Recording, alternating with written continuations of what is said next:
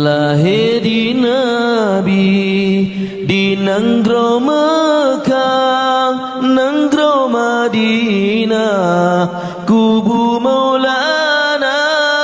urus selanyan, tanggai 12 ni batun gajah Rabiul Ula. Umur 2 bulan dalam kandungan, ayahnya sayang netinggai donya, yatim lam kandung di Rasulullah kata li ayah lahir Maulana kamati apui majusi semua hancur dumpuna, patung-patung berhala sampai orang bergetar Kaabah, senang di Kaabah dengan lahir Maulana. Na putra bidan lahir Rasulullah, Maryam Asia sarangan Hawa,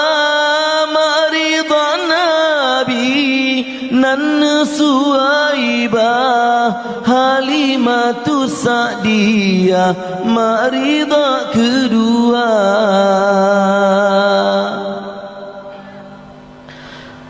Umur 6 tahun di Rasulullah kendak Allah, sakit di pamahana trip sakit wafat Aminah lihat tali ayah kata lompama yatim piatu masa Nabi hendak